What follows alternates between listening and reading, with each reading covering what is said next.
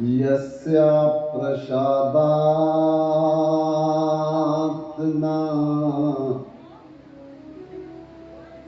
गति कुतोऽपि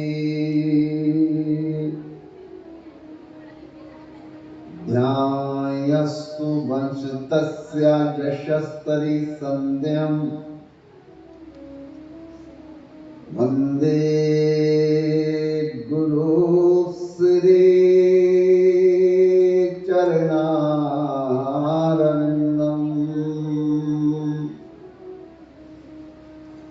वाञ्छाकल्पतरुभ्यश्च कृपा सिन्धुभ्यैव च पतितानां पावनेभ्यो वैष्णवेभ्यो नमो नमः। श्री कृष्ण चैतन्य प्रभु नित्यानंद श्री अद्वैत गदाधर शिवसदि गौर भक्तवृंद। हरे कृष्णा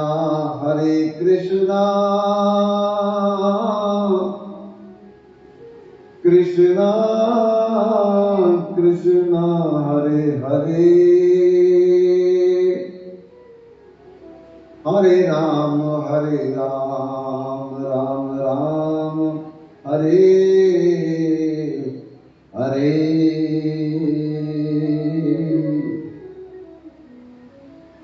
बोलिए वृंदावन बिहारी लाल की,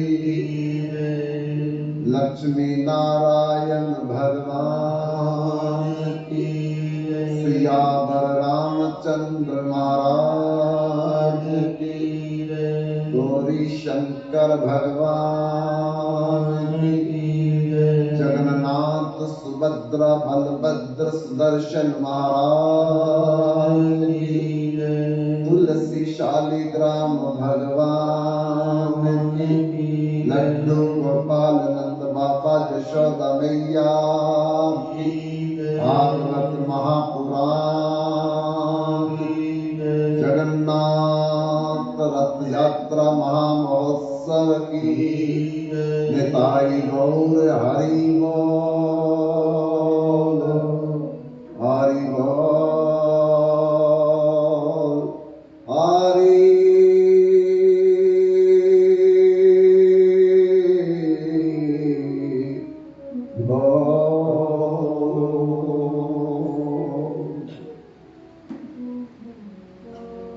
कल कथा के 7वें दिन हम लोग वेद व्यास तथा देव ऋषि नारद के प्रसंग की चर्चा कर रहे थे। जब वेद व्यास जी को सब कुछ लिखने के बाद भी मानसिक शांति नहीं मिली, तो वो विचार कर रहे हैं मेरे से कोई त्रुटि रह गई। भगवान को याद किया, भगवान की कृपा से देव ऋषि नारद कहीं और जा रहे थे। अचानक वेद व्यास जी से मिलने की इच्छा हुई। आकाश मार्ग से विचरण करते हुए नारायण नारायण शब्द का कीर्तन करते हुए देव ऋषि नारद व्यास जी के पास पहुंचते, देख करके कहने लगे, आपका हाल चाल क्या है? आपका मन और शरीर तो ठीक है? व्यास जी ने कहा कि ना मन ठीक ना मेरा तन ठीक है, ना हाल ठीक है ना चाल ठीक है।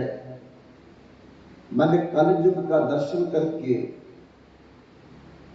कलयुग के जीवों के सुख के लिए बहुत से ग्रंथ लिखे हैं,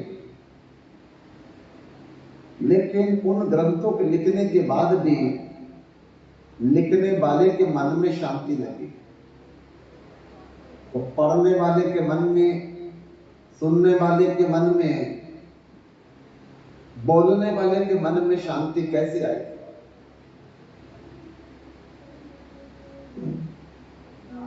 देव ऋषि नारद बोलने लगे, थोड़ा बोलिए आपने क्या लिखा जीवों के सुख के लिए? तो व्यास जी कहने लगे कि मैंने धर्म, अर्थ, काम, मोक्ष, चारों पुरुषार्थों के बारे में लिखा। लेकिन देव ऋषि नारद बोलने लगे, जिसके विषय में लिखना चाहिए था अभी वो आपने नहीं लिखा, और अभी तक जो आपने लिखा है ये परम धर्म रहे, यह धर्म है।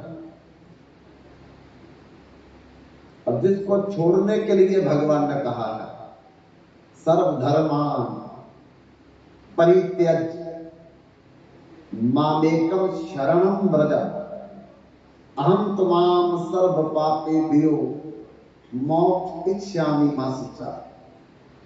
जिस 4 धर्मों के बारे में आपने लिखा उसको भगवान गीता में छोड़ने के लिए बोल रहे हैं। आपने धर्म की बहुत चर्चा की है, आत्मा परमात्मा की बहुत चर्चा की है,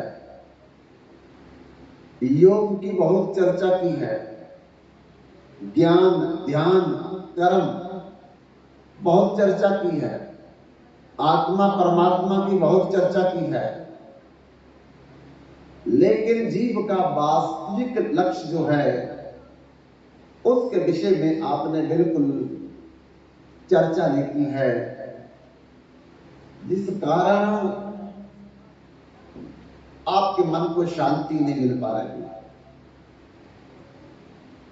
जिस ग्रंथ में भगवान के प्रेम के विषय में ना लिखा जाए, भक्ति के विषय में ना लिखा जाए, उस ग्रंथ को न पढ़ने वाले को शांति मिलती है, न बोलने वाले को शांति मिलती है, न सुनाने वाले को शांति मिलती है। इसलिए व्यास जी तीर्थाटन साधक समुदाय योग विराग ज्ञान निपुनाई नाना कर्म धर्म व्रत नाना संयम दम जप तप विधि नाना भूत दया द्विज गुरु से बकाई विद्या विनय विवेक बढ़ाई जहेलक साधन वेद बखानी सब करी फल हरि भक्ति भवानी सो रघुनाथ भक्ति सुख पाई राम कृपा को एक पाई। जितने भी तीर्थ धाम का फल है, कर्म कांड का फल है, पर उपकार दान का फल है, जितना भी बड़े बड़े यज्ञ करने का फल है, वेदों का स्वाध्याय करने का फल है, ये भगवान में अगर प्रेम नहीं होता तो इसका करने का कोई फायदा नहीं। जैसे कच्चे घड़े में रात को जल भर करके रख दो और सुबह देखो उठ करके घड़ा भी नहीं रहेगा, जल भी नहीं रहेगा। ऐसे ही जिस कर्म से, जिस साधन से, जिस दान से, जिस परोपकार से, जिस यज्ञ से भगवान के चरणों में प्रेम नहीं हुआ, वो साधन करने से क्या लाभ है? कुछ दिन ऊपर के लोगों में चले जाएंगे, जब साधन का फल खत्म होगा तो फिर नीचे आएंगे। कुछ दिन सुख की प्राप्ति होगी, फिर दुख की प्राप्ति होगी। हमारा लक्ष्य ये नहीं है, हमारा लक्ष्य है ऐसी शांति, ऐसा सुख, ऐसा आनंद जो बढ़ता चला जाए, फिर लंबे समय तक रहे, फिर कभी खत्म ना हो। वो सुख, शांति, आनंद केवल भगवान के पास है और किसी के पास नहीं। आनंदो ब्रह्मेति विधिनाथ, वो आनंद स्वरूप भगवान है। जब तक उससे कोई प्रेम नहीं करेगा, उसका चरणाश्रय नहीं लेगा, वो सुख, शांति, आनंद कभी प्राप्त नहीं हो सकता। साधनों के द्वारा जो सुख मिलता है कुछ समय के लिए, उसके बाद फिर दुख मिलता है। लेकिन भगवान के चरणों में जो सुख मिलता है उसके बाद फिर कभी दुख नहीं मिलता है। इसलिए हे वेदव्यास जी, वासुदेव परवेद, वासुदेव परमखा, वासुदेव पर योग, वासुदेव पर क्रिया, वासुदेव परम ज्ञान, वासुदेव परम तपा, वासुदेव पर धर्म, वासुदेव पर गति। इन सब साधनों का फल है वासुदेव श्री कृष्ण के चरणों में प्रेम पैदा हो जाए। आपने तो भगवान से दूर कर दिया, भगवान से अलग कर दिया, भगवान से विमुख कर दिया, तो बताओ भगवान से विमुख होकर के तो सपने में भी कभी सुख नहीं मिलेगा, शांति नहीं मिलेगी, आनंद नहीं मिलेगा। और आपने जो कुछ अभी तक लिखा ये तो भगवान से दूर कर दिया। और जब भगवान से कोई दूर रहता है तो भगवान की माया पकड़ लेती है। जब भगवान की माया पकड़ लेती है तो फिर माया दुख देती है। कृष्ण भूलि से ही जीव अनादि बहिर्मुख, अतैव माया दे संसार आदि दुख। संसार में दुख का कारण पैसा नहीं है, मकान नहीं है, जमीन नहीं है, नौकरी नहीं है, विवाह नहीं है। दुख का कारण है हम भगवान को भूल गए हैं, भगवान से विमुख हो गए हैं, भगवान को बुला दिया हमने, भगवान को छोड़ दिया हमने। ये दुख का कारण है। पैसे वाले तो करोड़ों लोग हैं लेकिन वो ज्यादा दुखी है। बड़े बड़े फ्लैटों वाले बहुत लोग हैं पर ज्यादा दुखी है। बड़े बड़े जमींदार जो हैं हमेशा दुखी रहते हैं। लेकिन नानक दुखिया सब संसार, सुखिया वही जो नाम आधार। कोई तन दुखी, कोई मन दुखी, कोई धन भी न फिरे उदास, थोड़ा थोड़ा सब दुखी सुखी हरि का दास। सकल सृष्टि का राजा दुखिया, हरि को भजे होए सुखिया। तुलसी सिया राम भजन बिना जीव कबहू न सुख पावे। जब तक प्रभु से प्रेम नहीं करेंगे तब तक हमको सुख कभी नहीं मिलेगा।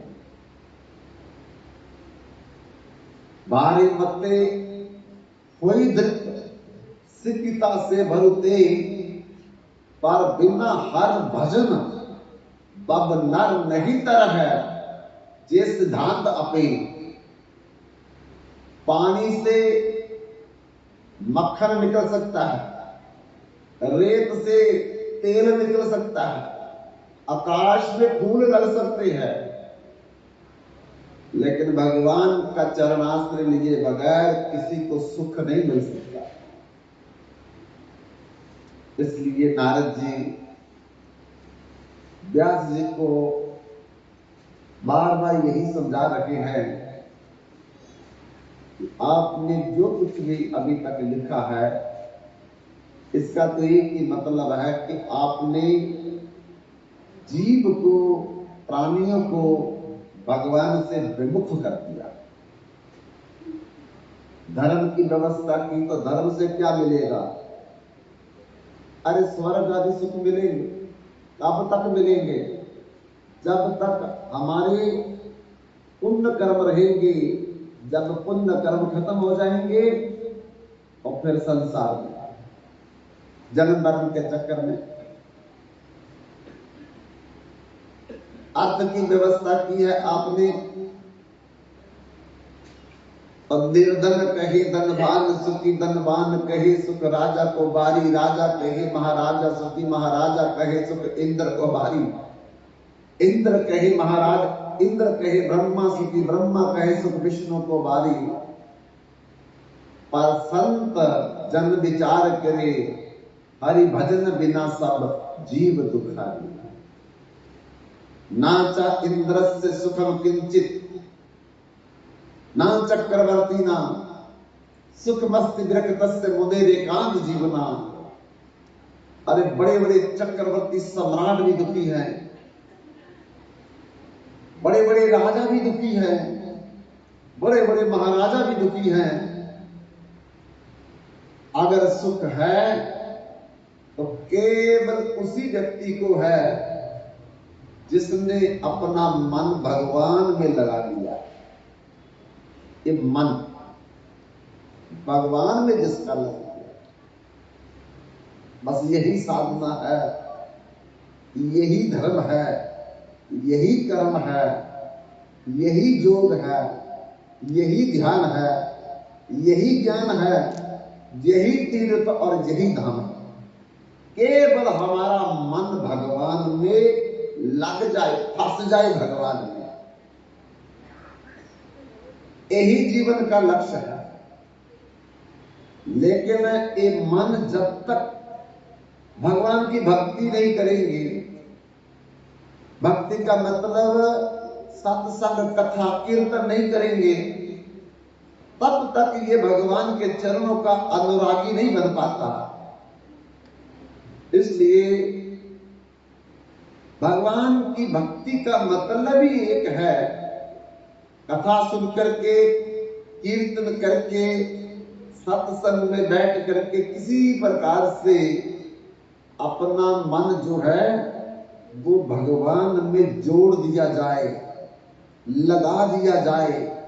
जिस दिन हमारा मन भगवान में लग जाएगा, उस दिन फिर ये संसार में अपने आप हट जाएगा। तब नारद जी ने कहा, आपने अलग अलग कामनाओं के लिए, अलग अलग देवताओं की पूजा के लिए आज्ञा दी है प्राणियों को। अगर किसी को रिद्धि सिद्धि चाहिए तो भगवान गणेश की आराधना करे, किसी को विद्वान बनना है तो मां सरस्वती की पूजा करे, किसी को धनवान बनना है तो लक्ष्मी की पूजा करे, कुबेर की पूजा करे, किसी को सुंदर पति चाहिए तो मां भगवती की आराधना करे, किसी को सुंदर पत्नी चाहिए तो भगवान शंकर की आराधना करे, किसी को यशस्वी तेजस्वी बनना है तो प्रजापतियों की पूजा करे, किसी को सुंदर बनना है तो अप्सराओं की उपासना करे। इस प्रकार से आपने अलग अलग मांग के लिए, कामनाओं के लिए अलग अलग देवताओं की पूजा की, उपासना की बात की है। लेकिन कामना तो कभी जीवन में खत्म नहीं होगी। आज कुछ खत्म हो गई तो फिर नहीं आ जाएगी, वो कल खत्म हो जाएगी तो परसों नहीं आ जाएगी। कामनाओं का अंत नहीं है और बढ़ती जाएगी। न जातु काम कामा उपभोगेन सम्यति हृष्य कृष्ण व्रतमेव भूय अभावी बनते। जजाति महाराज कहते हैं जैसे हवन की अग्नि में जब हम घी की आहुति डालते हैं तो जितने समय में आहुति डालते हैं उतने समय में आग थोड़ी मंद पड़ती है, बाद में और ज्यादा बढ़ जाती है। ऐसे ही भूख लगी तो समोसा खा लिया, नूडल टिक्की खा ली, फिर भूख लग जाती है। क्या समोसा खाने के बाद फिर समोसा खाने का मन नहीं करता? उस समय नहीं करता है, बाद में तो फिर करता है। ऐसे हर चीज क्षण भर के लिए हमको तृप्त करती है, फिर ज्यादा मन करता है। ऐसे ही संसार के अलग अलग विषय, अलग अलग वस्तुएं, अलग अलग पदार्थों की इच्छा हमारे अंदर उत्पन्न होती रहती है, कभी शांत नहीं होती। जजाति महाराज ने 2 विवाह किए और 4 पुत्रों की प्राप्ति हुई दोनों विवाह से, लेकिन वृद्ध हो गए।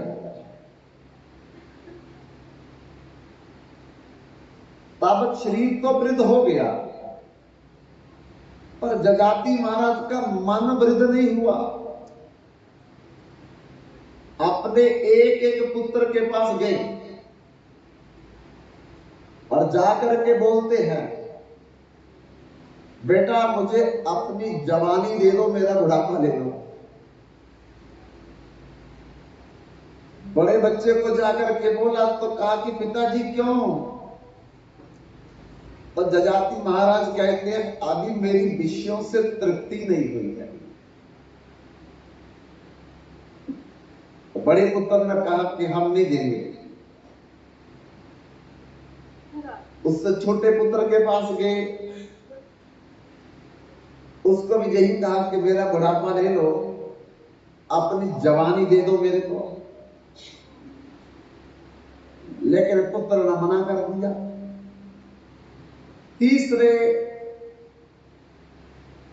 पुत्र के पास भी जाकर के बोला, उसने भी मना कर दिया। चौथा पुत्र प्रभुसु नाम का जजाति ने जाकर के बोला, पुत्र अपनी जवानी मुझे दे दो, मेरा बुढ़ापा ले दो। छोटे पुत्र ने बोला कि पिताजी आप हमारी जवानी क्यों चाहते हो?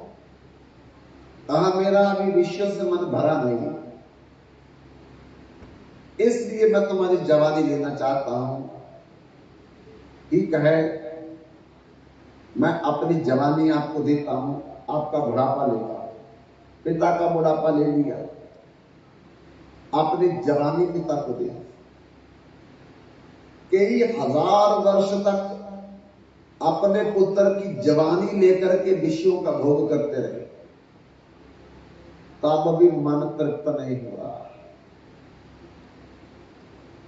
एक दिन दुखी होकर के अपने छोटे पुत्र के पास आए कि पुत्र तुम्हारी जवानी लेकर के अभी मेरा मन अभी तक तृप्त नहीं हुआ, इसलिए लगता है कि चंचलम ही मना कृष्ण परमात्मा बल पद दृढ़म तस्या अहम निग्रहचलम बाजुरिव सुदुष्टम।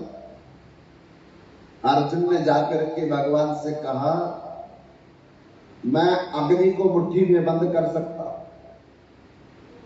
हवा को मुट्ठी में बंद कर सकता, बरखा को मुट्ठी में बंद कर सकता, पागल हाथी को बांध सकता हूं, पर इस चंचल मन को मैं रोकने में कामयाब नहीं हो रहा। भगवान ने क्या जवाब दिया? आशंस्यम महाबाहु दुर्निद्राचलम अध्यासिन वैराग्यन च कौन्ते च दुर्यते। हे अर्जुन, ये मन इतना चंचल है, हवा इसके आगे कुछ नहीं, बाढ़ इसके आगे कुछ नहीं, अग्नि इसके आगे कुछ नहीं, पागल हाथी भी इसके आगे कुछ नहीं। ये बिगड़ जाए तो फिर इसे कोई भी बस में नहीं कर सकता। इसलिए संत कबीरदास कहते हैं, मन के हारे हार है, मन के जीते जीत, मन ही मिलावे राम से,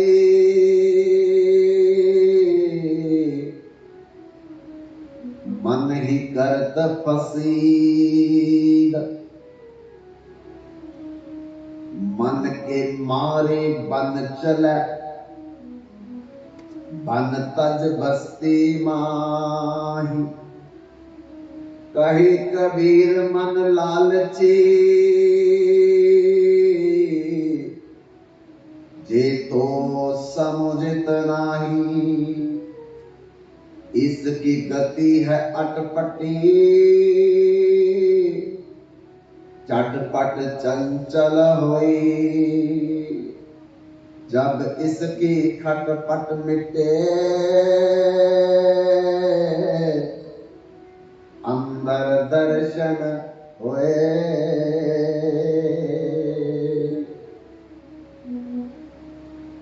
खटपट जो है कि भगवान के सत्संग से खत्म हो,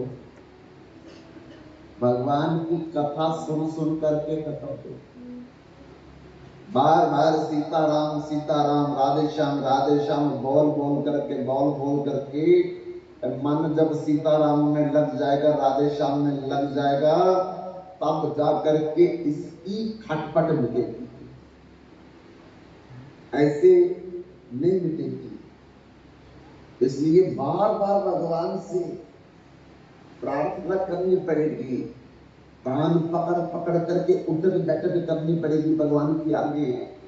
ये प्रभु, मैंने अनंत जन्म में जो अपराध किए हैं मेरे को क्षमा कर दीजिए, मेरे गुनाहों की माफी दे दीजिए, मेरे को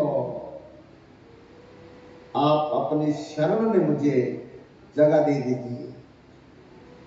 तब जाकर के भगवान ही प्रसन्न हो जाएं।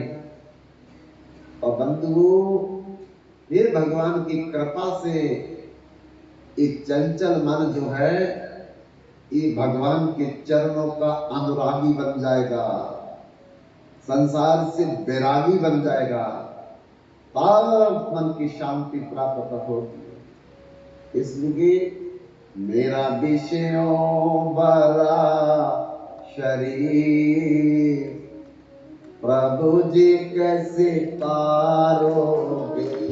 मेरा विषयों भरा शरीर, प्रभु जी कैसे तारोगे। मेरा आप गुण भरा शरीर, प्रभु जी कैसे तारोगे।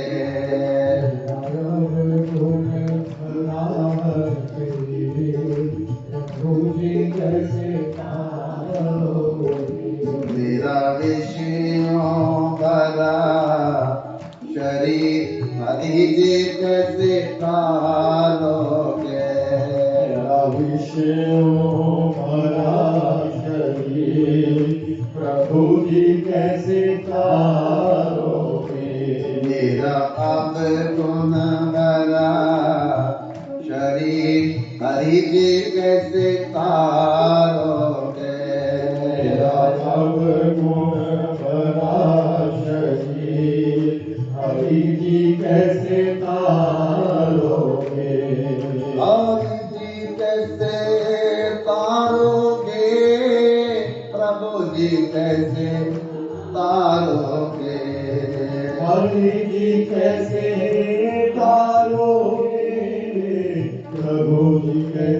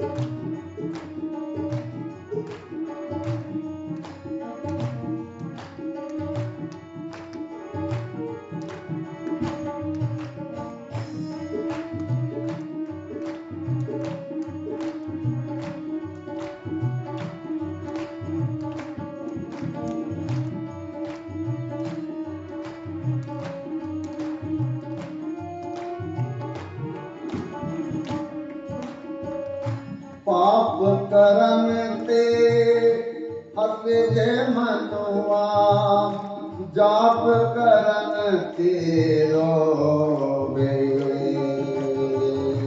पाप करन ते हसे मनुआ जाप करन ते रोवे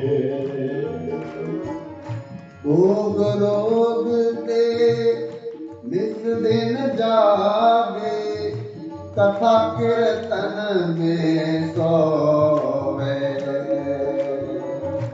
भोग रोग में नित दिन जागे कथा कीर्तन में सोवे ऐसी उलट घड़ी न करी हरि जी कैसे तारोगे मेरा विषयो शरीर हरि कैसे तारोगे मेरा गुण भरा शरीर हरि जी कैसे तारोगे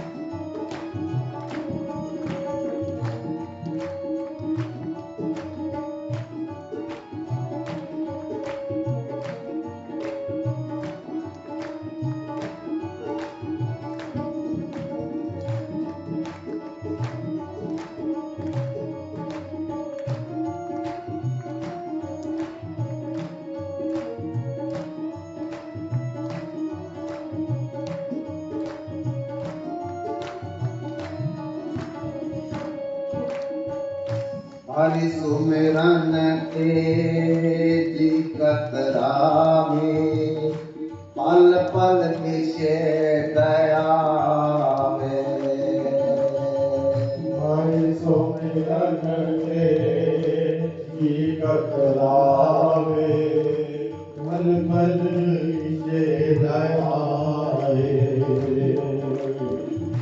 भजन बामना नहीं सुहावे भावना नहीं सुहावे आसत चिंता में मन जावे आसत चिंता में मन जावे ये मसला बड़ा गंभीर हरि जी कैसे तारोगे मेरा विषयो भरा शरीर हरि जी कैसे तारोगे मेरा गुण भरा शरीर हरि जी कैसे तारोगे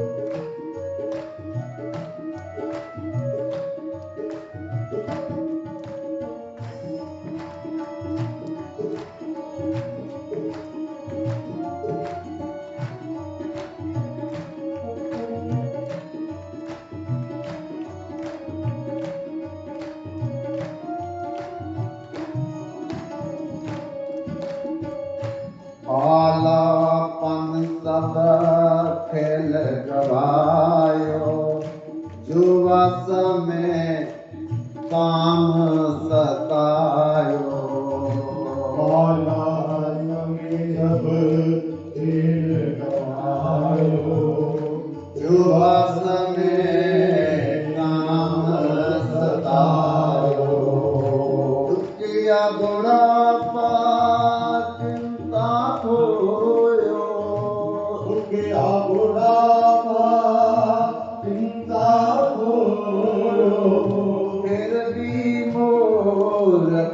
समझ न आयो, फिर भी मूरत समझ न आयो।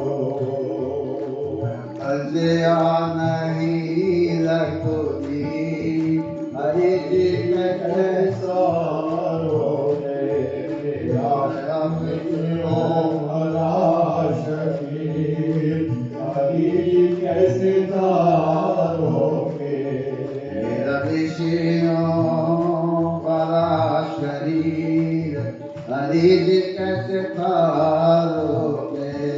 मेरा विषयों भला शरीर, हरि जी कैसे तारोगे। मेरा पाप गुण भरा शरीर हरि जी कैसे तारोगे। मेरा नव गुण भरा शरीर, हरि जी कैसे तारोगे।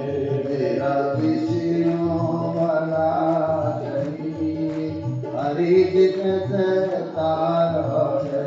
मेरा विषयों भरा शरीर, हरि जी कैसे तारोगे। भगवान से बार बार ये प्रार्थना करनी पड़ेगी कि मेरा विषयों भरा शरीर हरि कैसे तारोगे, मेरा अवगुण भरा शरीर हरि जी कैसे तारोगे। बार बार भगवान से आपने किए हुए पापों, अपराधों, दुराचार, अनाचार, व्यभिचार, भ्रष्टाचार के बारे में कान पकड़ करके माफी मांगनी पड़ेगी। अनंत जन्मों में हमने वो कार्य किए हैं जो सोच नहीं सकता। पहाड़ छोटे पड़ जाएंगे, बड़े बड़े रजिस्टर छोटे पड़ जाएंगे, और हमारे पापों अपराधों की गिनती कभी खत्म नहीं हो सकती। बंधुओं, ये मन